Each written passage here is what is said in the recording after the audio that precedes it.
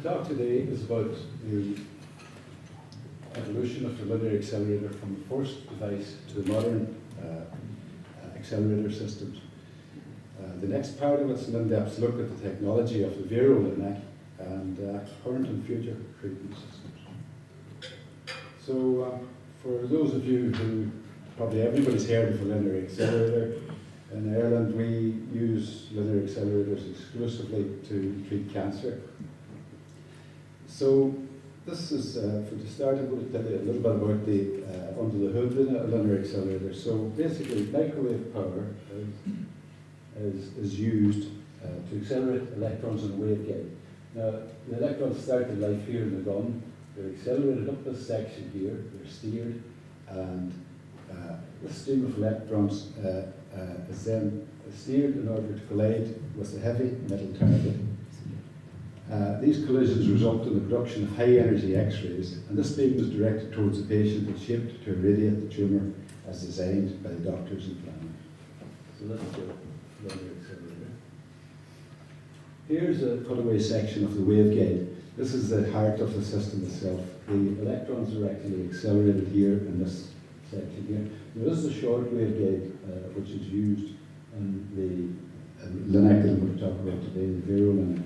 So here you have an electron gun, here you have the oscillating chambers, and basically, once again, your electron stream is accelerated down here, hits the target, and then it's directed out towards the patient.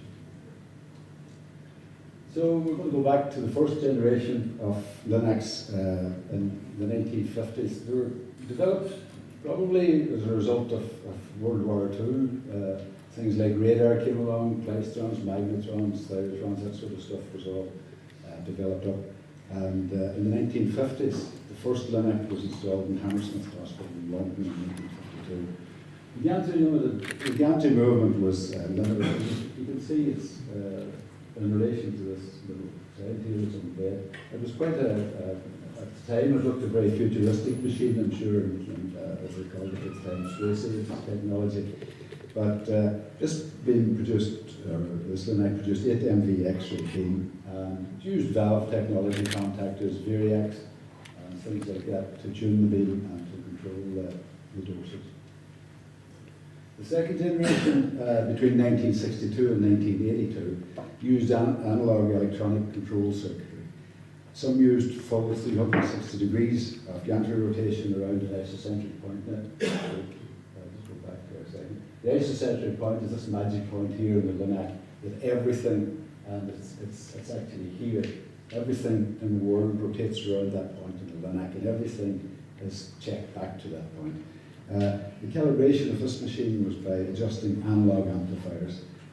Portal imaging with film and fluorescent screens, the camera was used. The portal imaging was, in fact, the beam itself was used, was projected onto an X-ray film and then developed to see that the positioning was correct. This particular model here was called a Sagittaire, which was manufactured by a company called Nev, who were subsequently subsumed by CGR in France, who were subsequently consumed by GE of the US, and GE don't do radiation therapy anymore. So that's that machine. So that's the second generation. You can see it was fairly good in its time. Third generation, we're coming into 1980 to 2000. It was computer controlled. There was more efficient acceleration and use of microwave power. There was more accurate dose delivery. The introduction of digital portal imagers came. Now that was this device here. So instead of X-ray film on a holder and being developed, you had instantaneous record of the patient's location. In the late 90s, the multi-leaf collimator was introduced, and calibration and adjustments by potentiometers. Calibration and adjustments were carried out by potentiometers acting on op-amps, what we used to call the tweakers. So we always carried a tweaker. The modern LINAC is 2000 plus. We have some of these installed in St. Luke's and around the other centres in Ireland. They've got similar type machines. Onboard imaging was introduced for greater accuracy. Now, the onboard imaging is in fact an X-ray tube and a flat digital display panel, and amorphous silicone again. So the digital controls various serial communications. That's an important step. We moved from copper wires to serial communication, and that introduced challenges for physical engineers as well. The adjustments and tuning was carried out by a keyboard and saved like Control S or whatever to the control program. So now we're going to take a look at a modern type Linac that's been developed the last couple of years called the Vero Linac. And here you can see it in all its glory here. Now, so we're going away from the old style gantry that rotates to the donut shape similar to an MRI, CT, that sort of stuff. So the Vero system is a novel platform for image-guided stereotactic body radio therapy. Radio therapy uses a lot of three-letter abbreviations. This is one, SBRT. So, it's a joint product of BEAI in Germany and Mitsubishi Heavy Industries in Japan. And Mitsubishi and Linac itself is known in Japan as MHA, TMH330. So, and here you can see a breakdown of the internal structure of this Linac. So, you can see, for example, here we have two X-ray tubes. So not just one, but two. One here, which projects to this flat place, the amorphous silicone panel. Here we have another X-ray tube, which projects to here. Here we have the gimbaled X-ray Linac head itself. Now you'll see the cutaway version of it later on. The table is manufactured by BEAI in Germany, and the Linac itself was a product of Mitsubishi's in Germany. So it's a radiation head in detail. So they've made it quite a compact device. Once again, a little bit like our cutaway accelerating section that we've seen. The electron guns here, electrons are accelerated down through here, right down. The field that treats the patient is shaped by this multi-leaf collimator here. The important thing about this is the gimbal mechanism to translate it in two directions, in the lateral and the longitudinal. We'll see a bit more about that later on. So here we have the head assembly and the MLC itself. So there's 4 banks of 15 motors each that drive tungsten leaves to shape the field. Prior to this, it used to be people had to cast lead blocks to save vital organs from radiation. Now it's all done by these multi-leaf collimators. So, and that's where the multi-leaf collimator is there. You can see that these motors are easily accessed for servicing and for motor replacement. The dual X-ray system, they're just 2 X-ray tubes with collimators built in. They're mounted in the ring at 45 degrees either side of the MV source. They're manufactured by Shinanzo. The detectors are variant pack scan. The maximum field size of the isocentric is 18 by 22 centimeters. So you can see it covers tumors. Most tumors are quite small, so you have a good area of coverage from the 2 X-ray tubes for the position. Image guidance. There's 2 methods you can use. Basically, image guidance is to set the patient in the correct place to get the radiation treatment. There's 2 systems. The KV, the 2 X-ray tubes can be used together in a stereoscopic manner, or you can use either one or the second X-ray tube to produce a cone beam CT, which is effectively a CT scan. The system can also be operated in stereoscopic mode, stereoscopic floor mode, which is like the old 15 cine runs that people used to do. The only thing about this is it's low dose, so it saves the patient getting extra radiation. The EPID, the portal imaging device, is peritoneal. It's permanently mounted in the ring, so it's on all the time. It operates in 1024 by 1024 mode and continuously acquire images as the patient is being radiated. This panel will pick up the image of the radiated area. So now, a little bit about movements. We're moving on to the easier bits now. The chemical engineers like. The gantry rotates plus and minus 185 degrees at a maximum speed of 7 degrees per second. So it's not slip ring technology, it's rotate, rotate. Everything in there is fed by cables, except for microwaves, and I'll show you that in a second. So that's one direction that the gantry can rotate. All this is to target the radiation beam as easily as possible to the correct position in the patient. Ring rotation is a novel thing here, and you can see it there. This base will rotate plus or minus 60 degrees. So once again, it's to target to aim the radiation beam successfully at the tumor. The head movements, two more movements have been introduced. The two-axis gimbal mechanism, so you can move laterally and longitudinally, and that projects at 4.2 centimeters at isocenter. So that gives you a movement of plus or minus 4.2 centimeters in the lateral and the longitudinal direction, or in the lateral direction.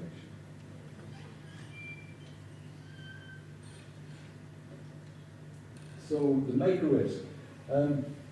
Some of the modern devices, the microwaves are generated on the gantry here, and it rotates. Slip ring technology used. In this case, what they do is they feed the microwaves in from a klystron. Now it can be somewhere behind the machine in another room.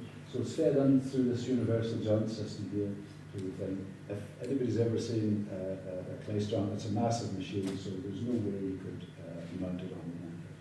So in a case like that, they'll change to using a magnetron. But the klystrons are much more reliable. So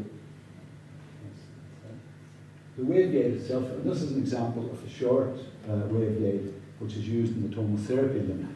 And here you can see, once again, the electron pins here and the targets up here. There can be a little bit of confusion sometimes about Linux because people refer to the waveguide. There's an accelerating waveguide, and there's the waveguide that carries the microwaves into to do the business. So let's just explain that. A little bit more about quality assurance. I'm not going to go into it in great detail, but because all these motors are moving and everything's moving, physicists and chemical engineers need to have some program in place to check the accuracy of these movements. And this machine, a fellow called Solberg, working in the University of Texas, developed a couple of things. Very simple, just with a 1 centimeter radiopaque ball, 1 centimeter diameter, is put on the table, and all the movements are checked, and lots of images are taken, and the whole system is analysed to see that the radiation is actually hitting where it's supposed to hit, and that the table and gantry is where they're supposed to be. A little bit more about the network now. So this is probably the most important slide in the presentation. To some degree too, it shows you the patient journey through a hospital or through a system. What you'll notice is the LINAC has moved from center stage, which it was in the early days, out here more or less to the periphery. But when you see the journey that a patient takes, you'll understand why that's so. Basically here we have the scanners for diagnostic purposes, be it MRI, CT, PET scanner, whatever you like. PACS system to store these images and for doctors to make a diagnosis on. The next thing, the planning system where the doctors and planners work out the prescription for the tumour and the exact location of it. And all that can be transmitted then to the, we'll carry on this direction here, basically tablet PCs, home office.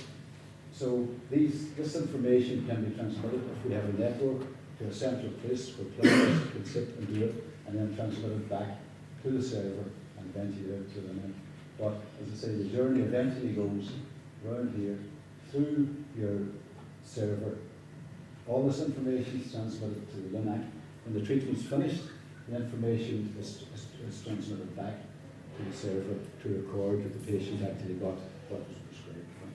So that's the network. And you can see the challenges that are there for clinical engineers. Originally, you had a Linac. If something goes wrong with it, okay, you know exactly where your problem is located. But in this full chain of events, you could have a systematic sort of problem, or you could have a system-wide problem.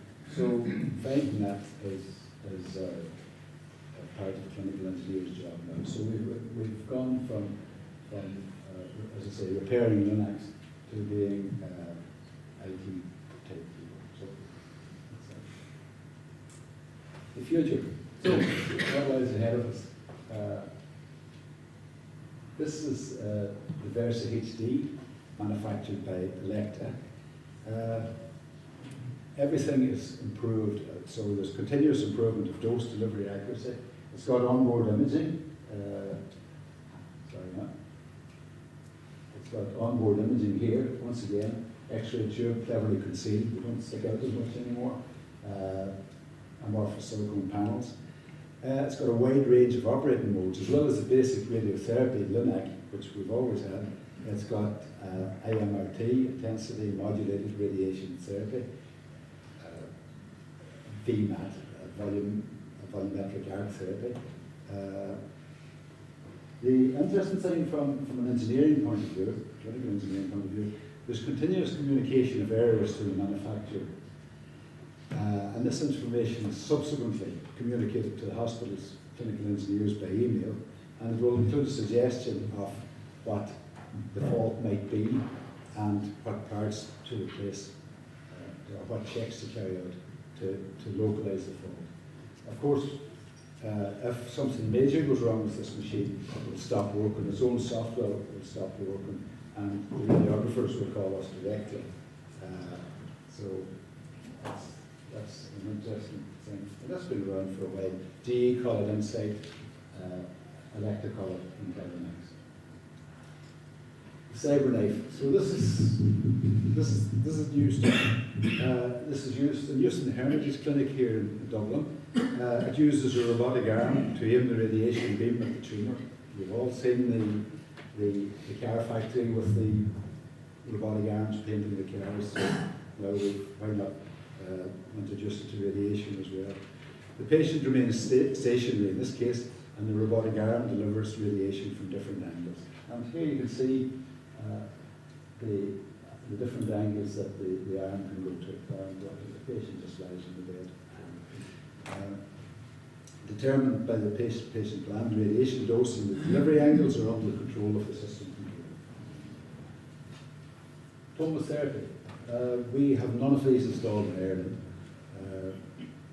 There's two of them in Addenbrooke's in Cambridge, and I think they're happy enough with them there. I know in the beginning there was a bit of downtime with them, but that's once again where clinical engineers come into play. So it's a donut style gantry where the radiation beam rotates in an arm. Looks slightly different this way. Your radiation beam generated here, accelerated down through here, and this is your beam coming out to the patient. This radiation is delivered in a stop-start fashion. So this accelerator will rotate around the patient, but as it rotates around, the table will move longitudinally in, and you'll get a sort of a spiral type treatment. No, you still get the exact same radiation to the tumor. So that's the way I know. So that's tomotherapy, and several of them around the world.